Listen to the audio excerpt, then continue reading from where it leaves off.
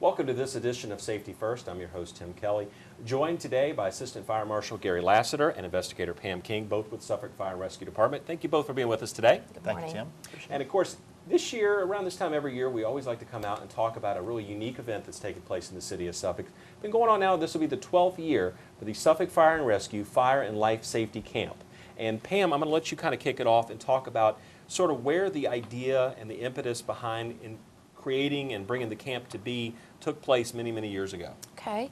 Well, the fire camp began in 2001 as a pilot program. And this was as a result of a program called Risk Watch that addressed the 8 areas of unintentional injury within the school system. And the gentleman, Captain Jeff Messenger, who was with us here in the city, covered emergency management and public education. His goal was to take the lessons from the classroom and put them into a camp or some type of outside setting where the kids could learn safety lessons enhanced by things that would, for example, the bicycle safety lesson, and then provide them with a bicycle helmet. Right. Jeff Messenger succumbed to cancer in April of 2001. And he didn't live long enough for his goal, but off of a legal sheet of paper that he left with me, we piloted the first program with 15 children that summer to see how it would go, and it was overwhelming. The slots filled very quickly. I think it was 4 or 5 days, right. And from there the camp became history. And Jeff has a foundation that was formed to support our Fire and Life Safety Camp, as well as our educational goals for the fire department. Look, a great start, and again, it's brought us to where we are today with the camp, yes. And the fact that it really reaches out there and touches quite a few lives throughout the city, because again, it's not just 1 week out of the summer. This year, you're offering 4 separate sessions in different fire stations throughout the city, so probably one certainly close to you. And Pam, real quick, if you could just run through the dates, because again, there are 4 sessions, and also, we haven't mentioned yet, but the age. How old, what are the age ranges for the kids that can participate? The age is 6 years old to 9. Okay. They will begin with the first session June 23rd through the 27th. It is a week-long camp, half-day sessions. And that session will be located at Station 3 on White Marsh Road in the city of Suffolk. That will be followed by Session 2, July 14th through the 18th, and that's at Station 5, located here in Suffolk on Bridge Road, up on the northern end. And Session 3 is August 4th through the 8th, and that will take place here at Station 6 on Kings Fork Road at the admin building. And Session 4 will follow with August 18th through the 22nd at Station 6 here at Kings Fork. And this camp will begin, it's 8:30 to 12:30. We do arrive at 7:30 to try to accommodate parents who have working schedules. We don't start the camp until 8:30, so there's no lectures, but we use the children who get here early to help sharpen pencils and keep them busy. Sure. And then they follow the afternoon with lunch with our firefighters, and then we dismiss at 12:30. Okay. Well, Gary, let's talk about some of the things that are covered in the camp. I know we have some props here in front of us. See a little fire truck here. We got the bike helmet here. Again, a backpack and other things. Kind of how does a typical day go? Well, the camp goal isn't to just have the kids come in and sit down and listen to lectures all day long and do schoolwork, because it is summer and we want them to do more stuff hands-on. We try to keep them very involved with, again, the 8 levels of injury that we want to prevent. The fire trucks are part of Firefighter Day. One of the things we get to do all week long is work on projects such as the fire truck, being able to build a fire truck. They do other crafts and things that work out pretty good, and the kids enjoy doing them. Each day is set aside something different that we do. First day is getting to know firefighters and getting to know what firefighters do. So they basically spend all morning going around the station, getting a tour of the station, learning about the fire trucks, and then they also get tours of tours in the fire trucks. They get on the truck and they go for a ride, cut the lights and sirens on and everything, and the kids really enjoy that. Right. The whole time that we're doing these things, we're constantly snapping photos so mom and dad can have mementos at the end of the week for them. One of the other days that the police department gets involved with is they bring their canine unit out, and the kids really enjoy seeing the canine dogs work, how they look for people, and what the trainers have to do. So it's a lot of fun working with them on that. Bike Safety Day is also something that the police department handles. The kids go through a little bike training. They get to see what the bike police officers do, and we get to fit them with helmets. The helmets are bought for the kids. This is something that the kids take home with them, and again, protecting them while they're riding their bikes. Want to have them always wearing that. Sure. Other things they have is a search and rescue day where they work with the search and rescue teams, come and show them how they track people that are lost. Project Lifesaver, Right. Captain Mason Copeland, Lieutenant Mason Copeland is the one that handles that. And we give them search and rescue packs. They get book bags for school. Right. Obviously, a lot of things that coloring books and things. The biggest thing that we want them as firefighters to take away from this camp is learning about fire safety in the home. One of the biggest things and this is the whole reason the camp got started, was preventing fire deaths, and specifically preventing them in children. So we hit them pretty hard with that on a couple of the days about fire safety and making sure that their home is safe and they know what to do. Because in that age range, 6 to 9 years old, you want them to know what to do and not panic and freak out in a fire. You want them to act calmly and get them out of the house. Sure. So that's our big goal for the week, is making sure they understand that. And then, of course, the police following up on their bike safety and things. But at the end of the week, kids have a blast. Mm-hmm. They are pumped up. We've had some kids that this is their 4th year. Right. This will be their 4th year coming. Right. And, they're standbys that we know are coming back, but sure. They've gone back and told other kids, right. or their brothers and sisters are now coming to the camp. So it's a good time, and a lot of good information passed on from the firefighters, police department, search and rescue. Dispatchers are involved. They show them what to do in 911. Mm-hmm. One of the days, we do have the safety trailer set up, which is a house that we can fill with imitation or fake smoke, and the kids have to respond and react to what they've learned. And that's a good feeling for us as counselors, camp counselors, to see the kids doing what they've been taught to do in class. And that's a good feeling to know that if something were to happen at their house, that they were going to act and respond appropriately. So we're really excited. I think it's neat that you mentioned you have return customers, so to speak. Mm-hmm. I think that really tells the story that really there's something really good happening here. In addition to the fact that not only is it the classroom portion, which is important because you have to get the information across, but it's interactive. Mm-hmm. And certainly, I mean, what kids don't love that? I mean, and it's parents as well. And I would think that a lot of the children probably go home and are educating their parents on, the escape plans and things like that, right. And maybe the parents haven't thought about it in quite some time, or haven't made the plan with the family to figure out where everybody needs to go in the event that something happens. And I guess those are kind of the things that y'all hear coming back that really got to make you feel like, hey, this camp is making a difference. Yeah. Well, as the fire and life safety educator for the department and the city, that is the most important thing. Is Tuesday is Fire Safety Day, and we do classroom instruction.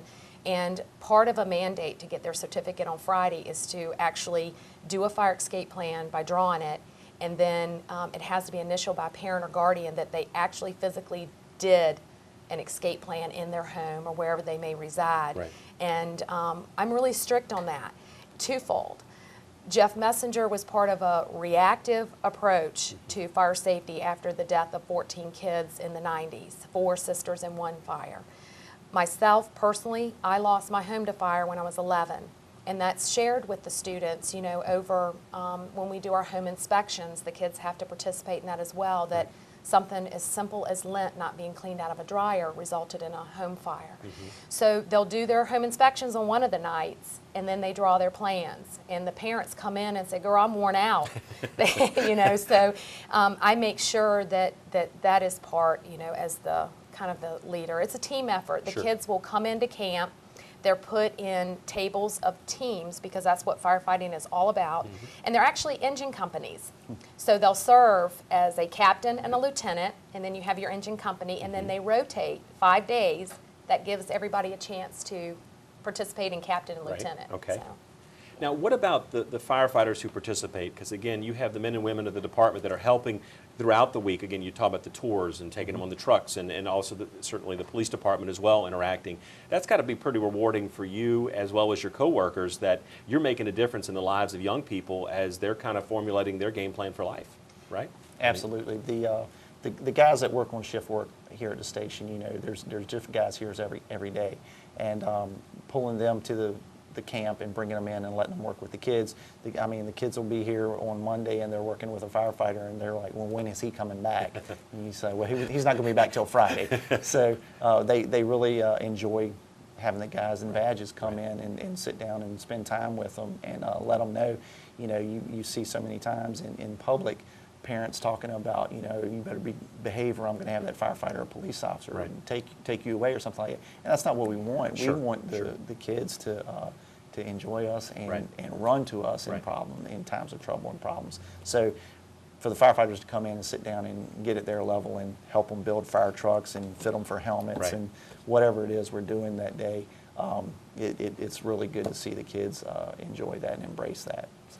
And I think it's important that, you know, certainly if there's a situation where you have a firefighter or a police officer on the scene, that you don't have that apprehension. You feel Right. comfortable. And I think getting to know people who serve in that capacity as human beings, as well as people who are out there to do a specific public safety task, is important. So the situation comes up, you see that as someone that definitely can help you. Right. In the day in life of a firefighter, which is day one, part of the tour of the station and using the fire hoses and riding in the fire truck, the firefighters will come in and dress up and dress down in their turnout gear.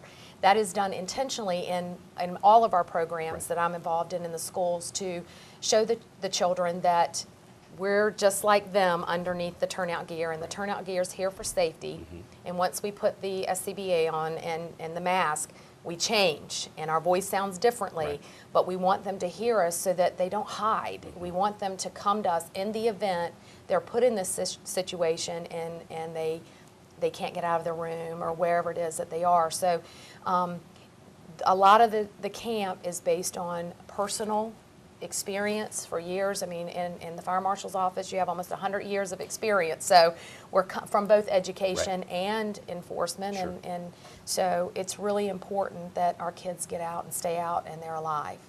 And we've heard stories of kids that knew exactly what to do from, you know, the day this station opened and we had our first fire behind us on Waters Road. You know, and that young man said, I learned how to do that by a firefighter. So that keeps this trudging along. I would imagine so. Yeah. Now, we've talked about how great the camp is, when it's going to be. How does someone register? And I know there's a small fee associated with it as well. If you could kind of take us through that so people know how they can get involved and get their child or the child that they provide care for into the camps. Well, first off, I'd like to say that each child is provided a book bag, and it contains multiple school supplies, crayons, rulers, pencils, pencil bags throughout the whole week. Right. So that helps at the time when you start school shopping. Sure. And that's theirs to keep. It's a $65 registration fee, and to make it clear, this is not a fundraiser. Jeff's goal was to have this camp and not have it as a fundraiser, and in the end, if funds are not there, Jeff is part of United Way, and it's supplemented by that. Okay. It just depends on food, you Sure. know, what we get there. Sure. But they can register by calling here, myself, Pam King, or Jeannie Brinkley, 514-4550. Or we now have the website that's attached that they can click on and go Right. through the application process. Okay, and we'll have that link on the screen Yes, so sir. people can pick up on that again, in addition to your and Jeannie's phone numbers that you mentioned as well, so we can kind of direct people there. Yes, sir. So again, but just as we close the segment, I'd like to offer to the two of you just encouragement to someone who's thinking about signing up their child for the camp. What would you offer to them to get them to cross that hurdle and get them signed up? Because again, registration is ongoing now, goes through May 30th, I Yes, sir. believe. So again, when they fill up, they're full. So you want to get going on this pretty soon to make sure that your summer plans are set for that particular week. But again, the two of you, Gary, I'll start with you. Any advice or tips you might say to, hey, definitely good, let's take part of this. It's a great program. Definitely get in soon because it closes quick. I mean, it fills up really quickly. The knowledge that they gain the week that they're here, along with the food. They get to eat. They get to eat lunch, and that's a big thing, I know, for moms and dads with kids at home. But the information they get, the interaction with the firefighters, the police officers, everybody involved, sheriff's department, it's just a good program, and definitely need to sign up quickly. Pam? Safety. As a person who had a structure fire, house fire when I was young, we didn't know what to do. Mom was a nurse, Dad's a police officer. We had no clue. So it was chaos, and we survived. Right. But it's very important. I mean, there's not another camp in the area that I'm aware of that does this kind of safety. And the mere fact that they have great lessons followed by skills that enhance that lesson, and then to take it another step further, something like the bike helmet to enforce. They don't need to get caught with me without their helmet. But I tell parents, once you've signed up and once your child has been part of our camps or academies, they're part of us, they're part of our family, and we take care of them. We have a special interest in them. Not that we don't care about other children, but we know that they have sat in our lectures and they participated in skills, and it's really important, especially as an investigator, if I by chance have to go to that fire, that those kids knew what to do. My kids participated last year. And it's funny because we talk about that kid zone around the stove, and I've been busted a Right. couple of times for not being where I'm supposed to be Sure. when the pan is hot Right. and the kids being too close. And it is hilarious to me, to think that I was corrected. So we do make mistakes, Right. parents, and they will correct you, but that's a good thing. Sure. So safety is my number one goal. Good deal. Well, again, you guys, thanks for being with us today. Talk about, again, the 12th edition of the Fire and Life Safety Camp coming up this summer here in the city of Suffolk. Again, 4 different opportunities for you to take advantage. Registration going on right now through May 30th, so be sure to sign up soon. Again, we'll have all the contact information on the screen so you can pick up on that. Again, Gary and Pam, thanks again for joining us Thank today. you for having us. No problem, and thank you for watching this edition of Safety First.